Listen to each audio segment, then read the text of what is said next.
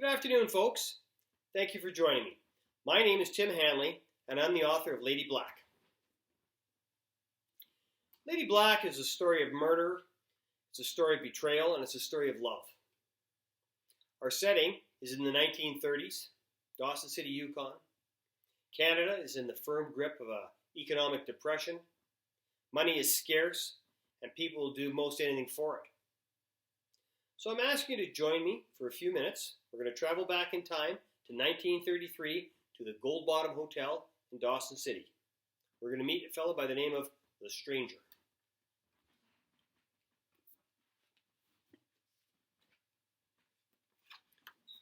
The man looked up at the sign, and although he could not read it, he knew what it said. Gentlemen. He also knew what the sign said above the second entrance, located 20 feet further down the wooden sidewalk. Ladies and escorts. He was familiar with such things as signs similar to those hung outside the drinking establishments he frequented in Cody, Wyoming. The high plains of the American West was a place he dearly loved, and maybe when the law quieted down, he could think of returning. But for now, it was the promise of abundant gold that had lured him north. Now he needed the work, the type of work he was good at.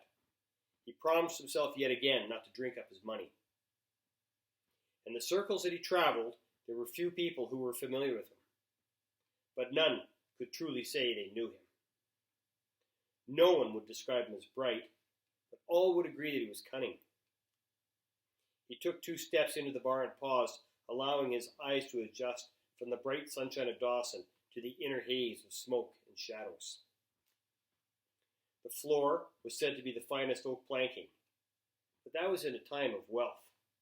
Now it was simply a wooden floor obscured by a covering of dirt with splatterings of chewing tobacco that had missed the mark of the few available spittoons.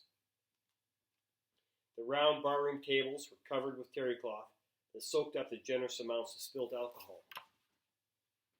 They were changed monthly.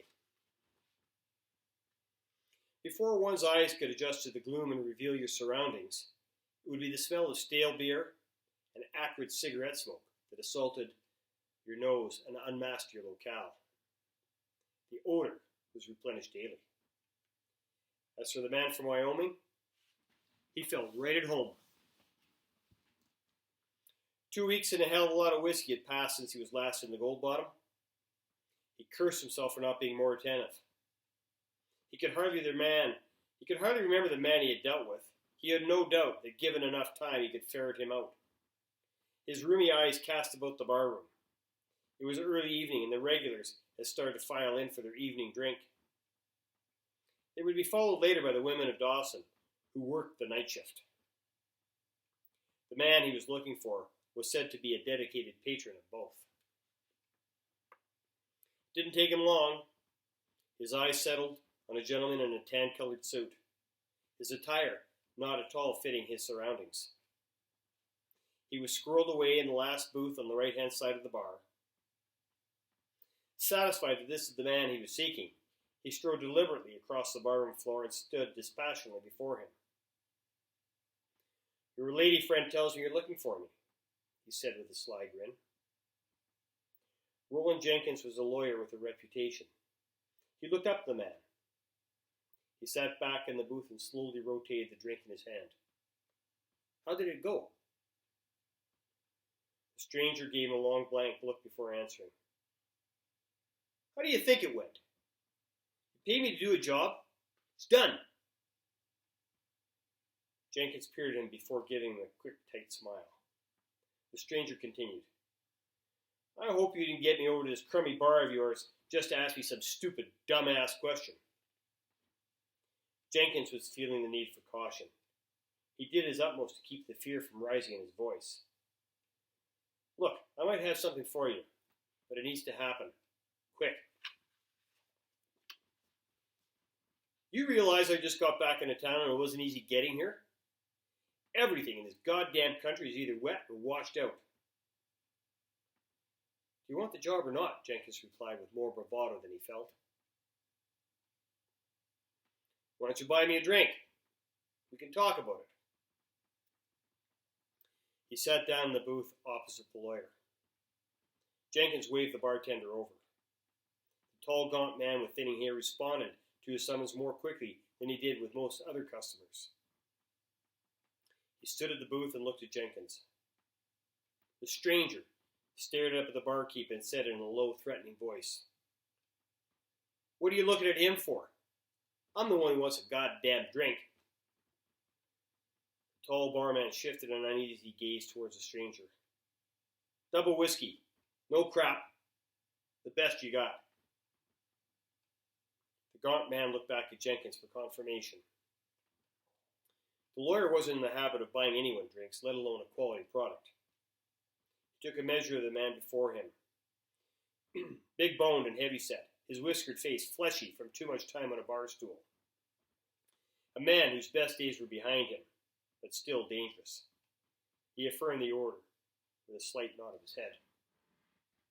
"Pardon me, speaking of drinks."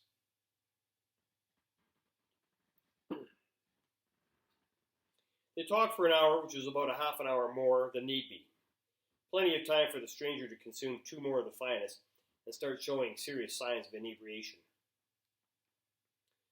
"You understand it has to absolutely look like an accident. There could be no question." "So what are we doing here? Are we speaking Chinese? You think I'm stupid?" "You said an accident. I got it." Jenkins took a deep breath. He didn't like it. Dealing with chronic drunks was not his game. Somehow he allowed his legal practice and business dealings to degenerate to this point. He once gave some meaningful thought to leaving this town of Dawson City for good. The stranger was starting to repeat himself, assuring the lawyer that it would be an unequivocal accident. Just like the last one. Jenkins recognized it was the man who was vying for more drinks. He wanted him gone before his girlfriend arrived. They settled on a fee that was twice that of the last job. He didn't care. It wasn't his money. He'd blame it on the need for expediency. And that is a portion of Chapter 8, The Stranger. So if you'd like to hear or read more, then Lady Black is available at our local library here in Fort St. James. And it's also available here through me. And there's a few other outlets, Save On Feuds and the drugstore. So anyway, thank you for joining me. I appreciate your time, and I look forward to seeing you again. Thank you, and goodbye.